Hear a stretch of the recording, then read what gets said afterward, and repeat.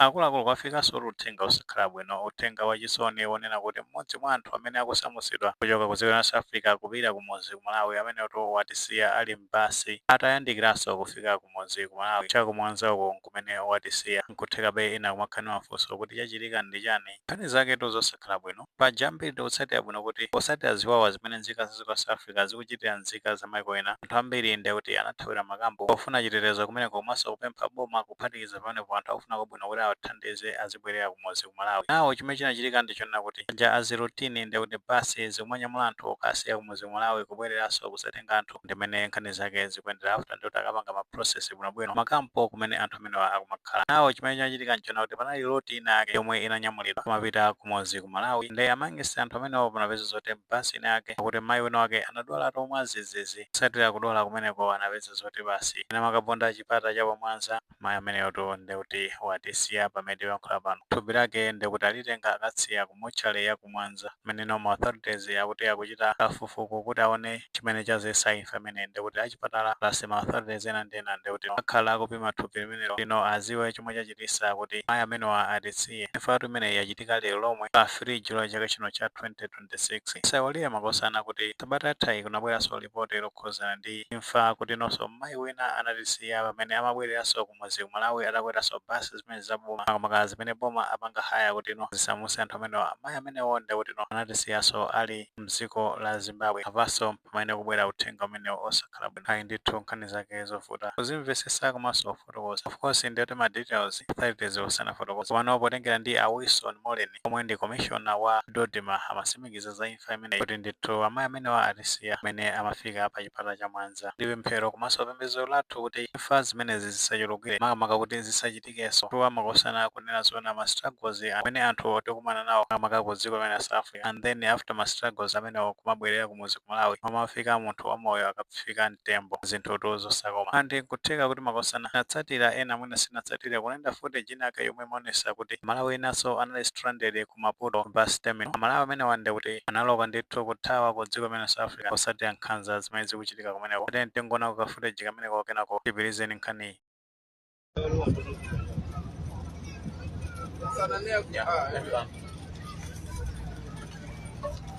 Vamos filmar na minha Malawi. Ei, patrão.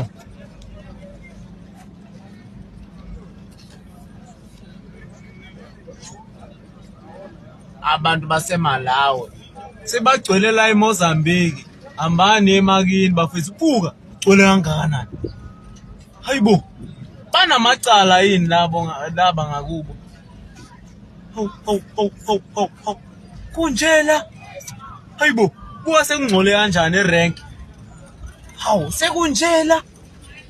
Chabwino utaona pamene nkhani zake zosakhala bwino. Nawo posatira kuyenda kwa footage imene ifana jambulidwa ndi magaya kumene ku Mozambique inazungulira makamaka m'masamba mchezo ku dziko limene la Mozambique zomwe zinapangisa zona kuti authorities apange notice mpaka noti naona kuti chigawo cha kumadzulo accident imene yachitika ndi kuti dzulo pa 12 Julayi chaka chimene cha 2026 mpaka noti naona kuti first lady kapena kuti mkazi wa mtsogoleri wa dziko la Mozambique amene otonde Agueta Chapo anapita ndithu kapeza Malawi amene akathandiza chakudya apasaso mablanketi madzi ndi dzina zoti anthu ndi kuti anali stranded. And potenga ndi statistics amazaka mbazo noti anthu opitirira 700 amene ali ku bus terminal amenewo andino anthu amene atalandira thandizo limene kunapezera zoti anamikatu kwambiri first lady amene makamaka pa chikondi chimene anaonesa anthu ambiri ndi kuti alibe kena kalikonse futa ndi kuti patenga miyezi iwiri ena ndi kuti atasiya kugwira ntchito ngati anali nditi ma savings tonse ndi kuti anatipanga exhaust alibe china chonse angodikira nothandizo la anthu akufuna kwabwino kuphatikiza panepo aboma kuwathandiza kuti azipita kumudzi ku Malawi. Andino first lady amene anazalamula kuti ma authorities kumeneko ku dziko la Mozambique apange organize mayendedwe anthu amenewo ndi kuti atengedwe akasidwe kutete mu dziko lomwe la Mozambique kuti kwina kono ndi kuti masamu azikaone kumweko. Andi anapitiriza kufotokoza kunazo kuti ngati mayi sangakhale okondwa kumaonera anthu akumavutika motero anthu amenewo ndi kuti awatenga ngati ana ake osatengera nationality zimene anayankhula kumene. Andinso tikatsata bwinobwino paja sabata yatha Amalawi amene akuthawa ziwawa kuchoka manyumba mwawo kupita makampu ambiri anakhamukira ku Durban kuja ku World Drive Peter Matasburg kumene kuja anayika kampu amvangaso process yomweno Amalawi amakhala akutumizidwa kumapita ku dziko la Malawi. Lepo osati kuti exercise imene China zachera kutengeranso ndi ultimatum Adamu yomwe anapeleka magazi amene amazichita kuti ma vigilantes yapa 30 June. Tinaona kuti eThekwini municipality pajana zipanga organize basi kuwatenga anthu amene wasamusa kukasiya kumusina kuti ukhale repatriation yasopano kumene kupewa kuti pasakhale ziwawa mwina amene guys amene amapanga zionesera kuti mwina akatha kufika kukambo kumeneko ndi kuzasokoneza. Of course ikakhala kubwera madandaulo kuchokera kumusina kuti anthu amakhala masiku osadya since nthawi yomwe anakasiya kumene kumusina komano zikuona kuti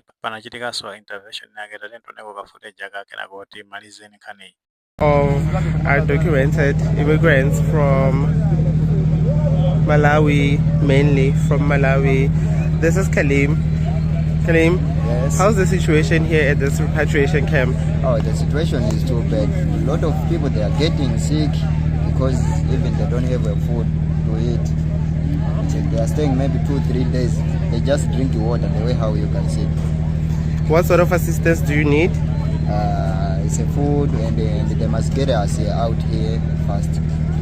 And in terms utaona pamene kumano chomvetsa chisoniso ndi chonena kuti ngakhale eThekwini municipality inatseka kampu ija ya ku Old Drive ku Durban titha kusimikiza kunazo kuti amalawi ochuluka ambaso kukamukira kumene kuja amene tiona pano ndikuti ali panja pa mpanda wa kampasi meja titha kuonanso zithunzi zimene zikuswera pasikini pa topo amalawi ochuluka amene tinonanso kuti SAPC apanganso confirm nkhani yomwe kuti amalawi ochuluka ambaso kuzaza pano pachifuna thandizo ndetu zokale mmene zokhalira makwalamu anthu akulandira nkhanza zosiyanasiyana mamaka kuti nzika za maiko ena kuthamangisidwa malo okhala kabisala likutenga kufuna chitetezo.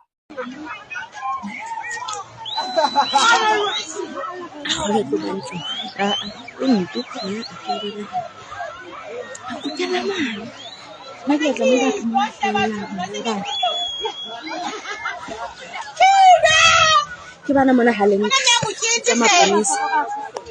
mme mo ke tsena ke ka ba le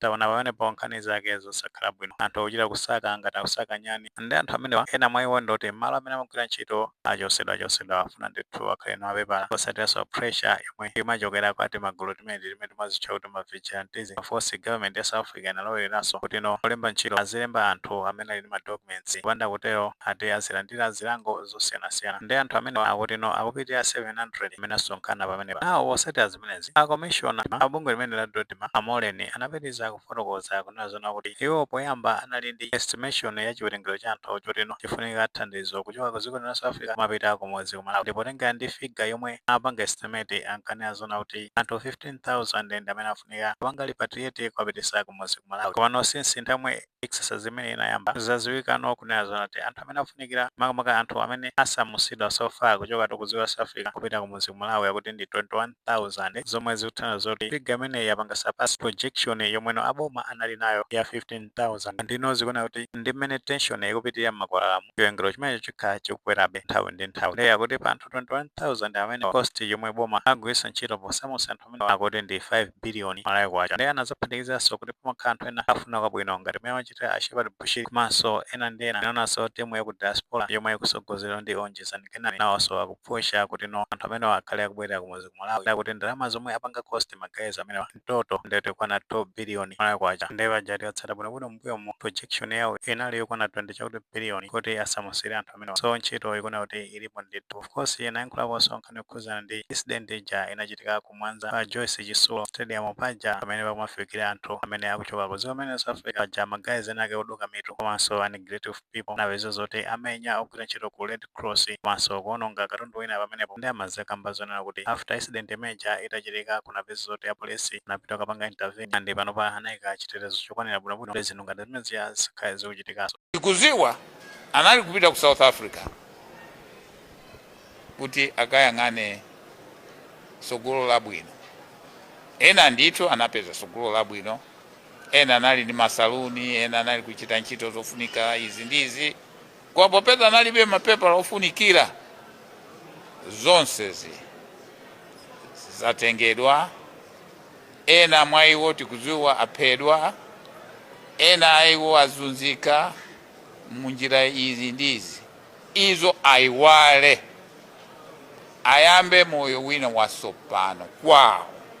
Ayi mmene munkhani zake ni mmene zikuendera nkhaniro zosakhala bwino after ma struggle ku dziko losaka green pasture munthu kuti azibwerera kumuzi ku Malawi kuti siyaso munsewu ingoti mizimu ya anthu amene wayonse mutendere yonse ku mafamilies awo kutsatira ululu umene ukubwera chifukwa cha imfa zimenezi mizimu yawo yonse mutendere makosana lonkutheka mwene maganizo pa nkhani imeneyi mawaka pamene fotokoza zona kuti mmodzi wa abale athu omwe akuchoka ku dziko la South Africa kubwerera kumuzi ku Malawi atisiya mbasi after ndekuti atafika pa Mwanza atadwala mwazizizi ngati maganizo alipo fotokozani comment section mulemekeza maganizo anzathu.